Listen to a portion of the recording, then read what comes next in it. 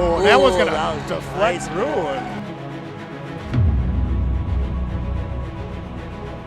Oh my goodness, what a pass and what a goal. Oh, what a motion. He's going to have a shot on goal. That's going to go in. What a play. Hey, everybody, and welcome to another episode of PK Corner. I'm Pete Winslow. Along with me is my better half co-host, Katie Pierce. And on this episode, we've got two special guests. This is a twofer this week. We've got Coach Stanley Page of the Atlanta Sting and our friend who is a part-time media member, part-time Power Soccer Camp helper, full-time friend, though, Ella McGahey. Guys, thanks for joining us today. Thank you for having us. So, you know, folks are probably wondering why we have no athletes on today. But there's a good point to make that, you know, Stanley is heavily involved. He's been an incredible helper with our Power Soccer Camp, and has kind of taken over things at Atlanta. And Ella has come from a long line of soccer stuff. You know, she's helped out under U.S. Soccer. She's helped out with us. Her dad, Coach Peter McGahey, is actually one of the assistant coaches for Team USA Power Soccer. So those are her tie-ins. And so, like I said, she was at soccer camp this last summer as well to help us out. And she's helped us out a few times during the year. So, like I said, we are both very gracious that you guys are here. But we'll start with you, Stanley. Right. You know, how did you get into the sport? You know, obviously, we've known each other for quite a few years now, especially through Beck. But just how did you find yourself in what role you have now? First time, Coach Andrew Eggleston, the coach before me for Atlanta Sting, he's been reaching out to get Beck to come out to a practice for, oh man, I don't know, probably 5 years before we actually went to one. And I took Beck to his very first practice right after COVID, and they put us in a chair. Well, put Beck in a chair and told him to drive. And Beck, I mean, he's pretty much a natural driver with anything. So as soon as he got in the chair, Andrew was pretty impressed, and Beck loved it. I loved it. So from that day forward, you know, I started offering my help with anything I could do. So that first season, you know, I was just there to help Andrew, anything he needs during practice, you know, chasing balls, whatever it was. And then our second season, we started the second team, Atlanta Sting Academy. And so then I began coaching that team and coached that team for 2 years. And this year now, I'm with the head coach of Atlanta Sting. And really what hooked me was nationals. Our first year up there, you know, just going in, and when you walk in, you can feel the competitiveness in the air. And, you know, that's something that I've always loved, but then that's something that Beck's been missing all his life. You know, he thrived to have that competitiveness around him. And, so nationals going in and just seeing it and seeing the game style and watching Shockwave and Turnstone play, you know, and just that high intensity, it got us hooked. Like, what were your first thoughts on just seeing the facility and seeing everybody, and like even before the games? Because I love seeing people's faces just light up when they see that this place exists for this reason, and we haven't even played games yet. So I tell you, my first thought when I walked in was, I have never seen this many wheelchairs in my life, and everybody's smiling and having fun. Like, where else would you want to be? You know, that was my first original thought. Like, this, I had no idea. I had no idea this could be a stage for this sport. And yeah, I mean, especially walking through those first double doors and it just opening up into the gym, it was pretty breathtaking, really. Yeah, and I want to piggyback off that question to you, Ella, because you've helped out with scorekeeping and other miscellaneous things, you know, putting fires out here and there for us here at Nationals. What was your thought? Like I said, you've seen a lot of soccer and helped with a lot of other programs. So, just stepping into our world, what were your first initial thoughts when you showed up to nationals? I think similar to Stanley, I was like, oh my God, there are so many wheelchairs. But it's like, it's so, and there's so much room for all of it. But then like my second impression was, whoa, this is so cool. And this is being done at like such a high level that from working in adaptive sport, I had never seen replicated at that level. And so it was really cool to see. I think it kind of just like opened my eyes to like the possibilities and how far how far it's grown and how far there is to still go to develop the sport and the community. Yeah, absolutely. And, Stanley, she mentioned, the high level, of competitiveness. And that's obviously something, I see in Beck all the time. And it's funny too, because, sometimes new athletes come in a little timid. I don't think I've ever seen Beck timid at all, you know. No, yeah.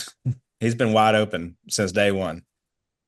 Um, and so then, I gotta ask too, being his dad, like, I think we've all been coached by a parent figure at some point in our lives. How does he do with that? As far as just like, because sometimes, you could be coach and dad, and sometimes both, and sometimes neither. So, just what has that been like for your guys' relationship, and just like, how he's, matured and moved along with his career? Coach, dad, I mean, that it's really a fine line to, and you always got to try to remember if we're on the court, I'm coach, you know, you're a player. Once we're off the court, I'm dad, just, 100% supportive of whatever you're doing. So a lot of times it does mix. I probably tend to push back harder. I think that's with a lot of like coach dads. I think, you always end up like pushing your own player a little harder, but it's also because I know his dreams and I know his potential and I know what he's capable of. And even with me thinking I know what he's capable of, he still comes out and does something completely new that he just thought of in his head 2 seconds before and surprises me. What a pass. Wow. Beck just puts that across the top of the box. He's been playing now for almost 4.5 years. And even in that period of time, like his maturity level with it all has just really grown from his first year till now. Now that you're the head honcho, for Atlanta, um, what strategies do you use to motivate your team? Obviously every single player responds differently and takes criticism differently or education differently. So, what are some of the tactics you use, and how do you make your team better? Like I said, you do got to have different ways. So like on my team, Becca's the youngest, 15, and then our oldest player is 51. So we have a wide range of players of age group. And of course, the way you would coach a 15-year-old wouldn't be the exact same way you'd coach a 51-year-old. And I've really, for myself and my team, I found giving them a little bit more leadway on how things should go. Like how do I say that? Like when we come into practice, I'll have my, line list, my list of things to do, as starting off. And then once we get into practice more, start opening up suggestions. Hey, what do y'all think, we need to work on? What do y'all feel weak at? What do you feel that we need to, sharpen up on? So I let them give a lot of opinion on, what we're going to do towards the end. And then my main thing is also we're kind of lucky because we got the two teams and we practice together. We'll split the gym in half, but then we'll come together and scrimmage. So I think by being able to take what we just practiced on in the first half and applying it in a scrimmage right afterwards really helps make it set into concrete on what we're trying to do. And it actually puts it into, live action to see if it's even going to work. Katie, I want to ask you this. I mean, you've been a part of a lot of teams in your career. And so how do you find that it works when like you can split a team like that up and, teams can work together and learn from each other, even if one's, technically the A team and technically the B team or what have you. How do you find that work as far as just progressing both teams? The team I played with, that was the highest level. We played at the highest level that I played at. We had a first team and then a reserve team, and both teams trained completely together. So there was not even a separation of the field. We all trained together. And then every game day, the teams were listed, so players could move up, players could move down. And I think it really helped a lot of like the younger players and reserve players to kind of feel that they could grow and compete against better players so that they could reach that level. And it also made it like we shared the same goals. We were all like really good on the field together because we were all friends if someone moved up.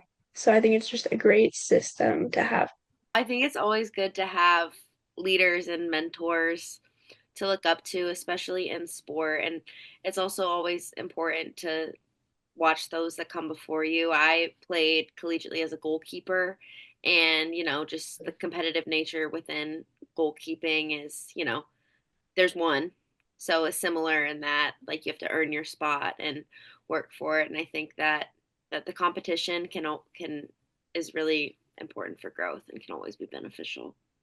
And Stanley, it's funny you say that, back being 15 and then you also have a 51-year-old, such a crazy age gap. Because I remember when I first started, when I was like 13 or 14, our club team had a man well into his 70s. Yeah. That was a war veteran and just a great, him and his wife were fantastic.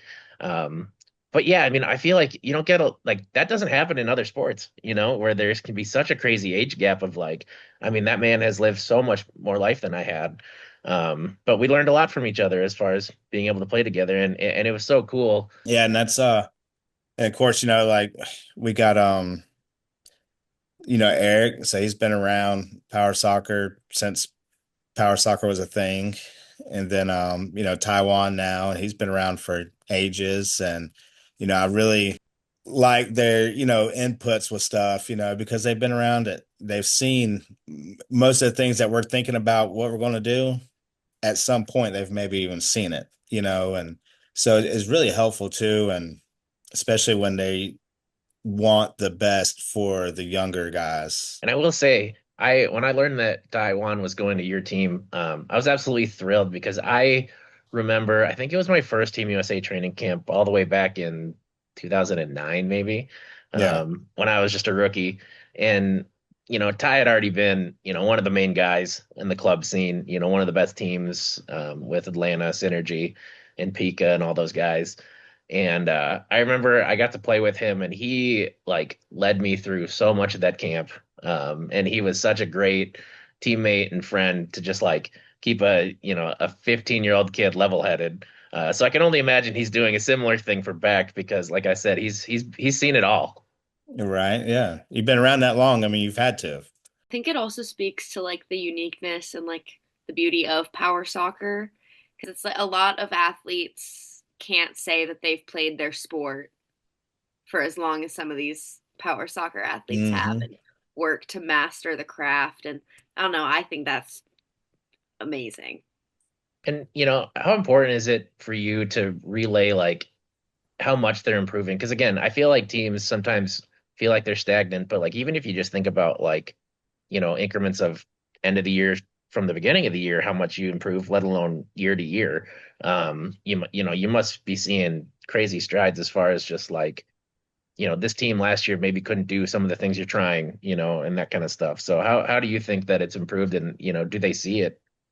I try to tell them, all the time how much I see it because also you got to remember like Lance Sting's gone through a lot of changes too. Last year it was a totally different team. This year, we lost Jose. Um, we gained Taiwan last year, but now Taiwan's more, full-time player and everything. And then with moving Tandon up out of goal a lot, so it's really I let them know like you also got to remember like we haven't been playing for years together like some of these other teams. we are literally learning together right now at the same time, and so like y'all got to take those like that's a winning thing right there. Like you're literally putting this stuff into work with only having a short period of time doing it together, and I tell them, it shows tremendously, even just from what 3 months now, even just the growth in them. So then obviously, power soccer has been a big chunk of your life, but Stanley, what do you like to do outside of the sport? Obviously, you've got a big family, a lot of moving parts. So what are you doing when you're not, you know, on the power soccer court? Working. That's all there is to it. I mean, literally, it's especially during soccer season, it's working soccer. I started a new business after nationals last year, doing accessibility remodeling. Um, I found where a lot of gaps were needed to be filled with that, with a lot of contractors coming in and not really understanding disabilities or how different every disability is. And was seeing a lot of people get work that only works for them for 6 months, and maybe their condition progresses a little bit and they have to have it redone again. So that's where I saw a big gap, and I wanted to come in and be able to help fill that. So I've been working hard getting that started. And then obviously, we have our nonprofit that we do, so that takes up quite a bit of time. Beck's involved in pretty much every sport in a school somewhere, somehow. So, it's go, go, go. Then you got the little one, gymnastics. Um, yeah, I mean, there's never really no like my hobby kind of thing, but that's okay. Everybody's happy. The kids are doing what they love. So that's what matters. And I will say, for those that don't know, Stanley's little daughter Aspen is my best friend in the entire Your biggest world. fan, Yeah. And so she's honestly one of the reasons why we keep winning, I think. She just gives me high fives and I go play well. So, right? She needs to do it to our team now. well, with that, we're going to take a quick break. But when we come back, we're going to do a deep dive with Ella here and get to know her a little bit. So we'll be right back here on PK Corner. All right, everybody, and welcome back here to PK Corner. Now it's time to do a deep dive with our friend Ella McGahey. Ella, thank you so much for coming into the show today, being part of our special twofer. But for those that don't know you, Ella, maybe introduce yourself a little bit, your background, what you've done like before getting into our realm here with Power Soccer has been really cool. So if you can just kind of talk about your involvement and love for the sport of soccer in general, and then just kind of how you got introduced to our stuff. Yeah, for sure. So, I mean, I've been a huge soccer person my whole life. My dad was a professional soccer coach growing up. So, I moved around a lot. But one thing when I was growing up is a lot of places that we lived, my dad worked to establish top soccer programs. So, that was something that I had been involved with from a really early age. And then going to school, I went and I ended up playing college soccer. And through those experiences going to go study special education. So I just kind of had a passion for disability and especially disability in sport. And then a couple after my freshman year, the opportunity with the Down Syndrome Sports of America, they were beginning their process of creating the first national team here in the United States. So I got on board with them and started working as their assistant coach and the goalkeeping coach, and was with them for a couple years.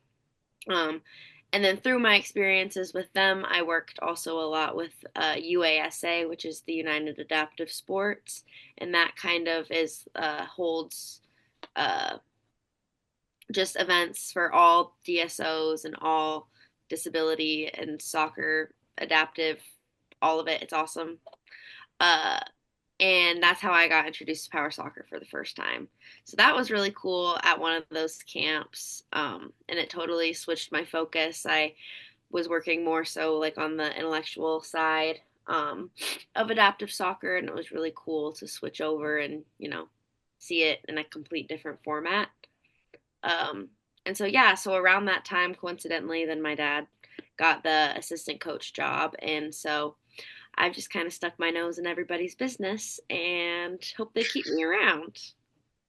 Yeah, that's awesome. And I will say we had we've had plenty of times to, interact and meet the Down syndrome program with US Soccer. And they were so awesome, especially at our Adapt and Thrive event.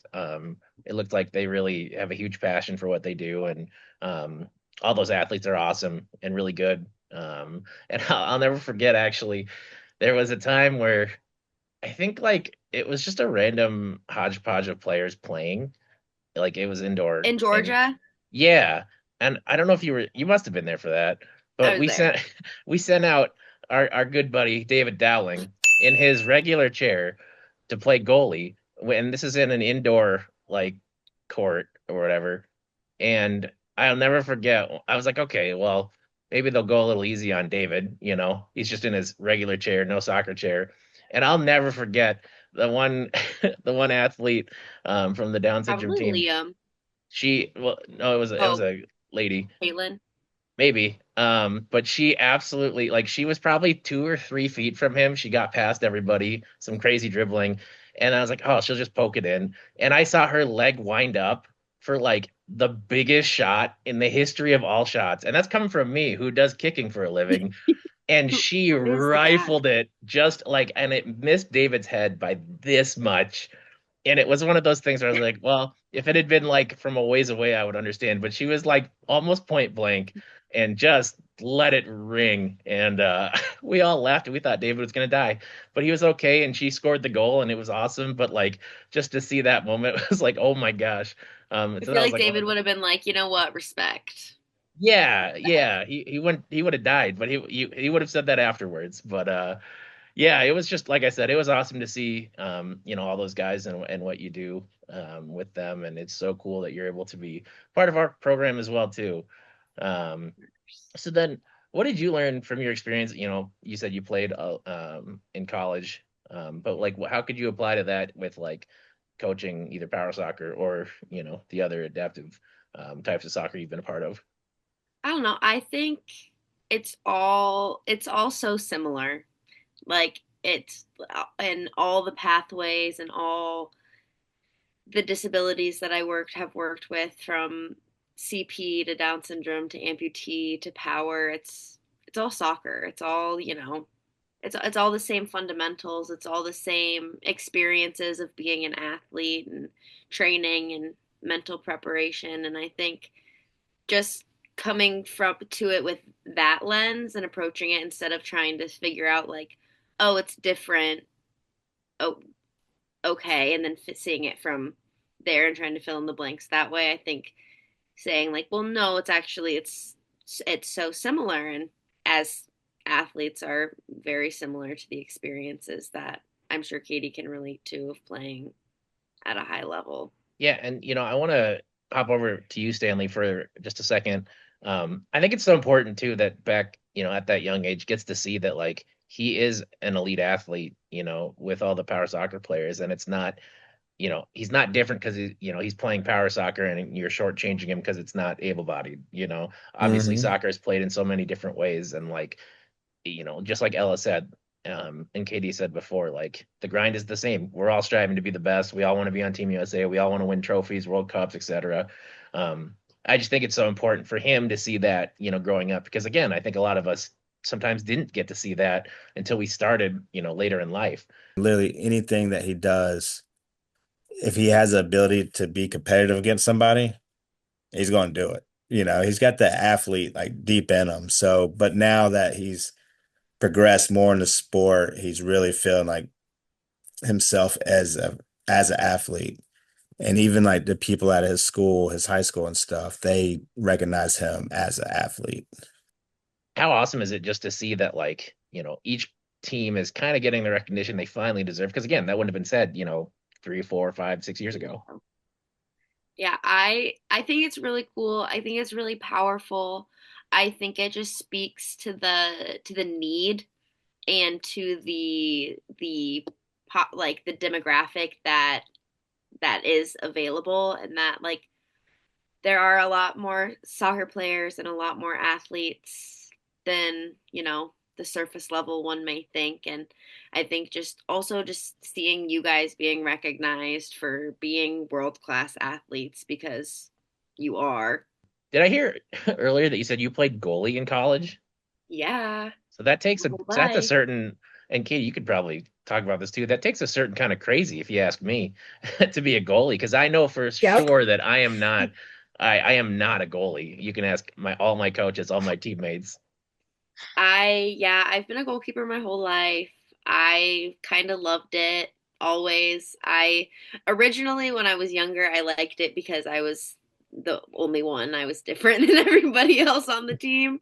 And then I just kind of fell in love with the strategy of it, and the playmaking, and just the ability that you are, how much you can influence the game just from being back there. I also not coming into power soccer, I think that the use of the goalkeeper is so interesting to me, and how they've adapted the rules to create that in the power game. Um, is something that's really, really awesome for me to see. I love watching goalkeepers in power soccer because So I wish that I could score goals. I wish I could dribble like Jordan Dickey from the goal line. Dickey clearing the area. Dickey looking for Johnson. Nice fake move. Jordan Dickey just jukes. Oh my Jordan goodness. Dickey, end to end, scores a goal. That's cool. to be fair, no one does that because Jordan Dickey is one of one. So, just this last summer, Ella, you were actually a huge part of our power soccer camp. That was your first year, right? This last At time? summer camp, yeah. Yeah, summer camp. What were your overall thoughts, when you got to really step in and help us, prepare drills and run things and all that stuff? It was awesome to connect with the athletes and be able to talk to you guys and create some more of those relationships. It also was just really cool. Like, the power of the community, I think, is so amazing and so important. And I think that that's something that I really took away too, is how strong the power soccer community really is, and how meaningful it is to those, including myself, who are included in it. And I think those are my biggest takeaways from summer camp. Well, with that, we're going to take a quick break, but when we come back, we'll have some rapid fire segments for both of these guys, and we'll see what kind of crazy answers they come up with when we get back here on PK Corner.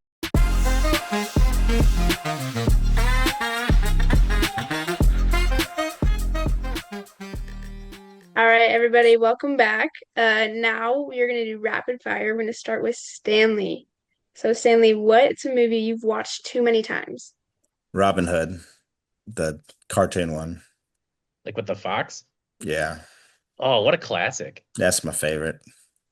I've watched it. I mean, I think I probably broke 5 videotapes of it.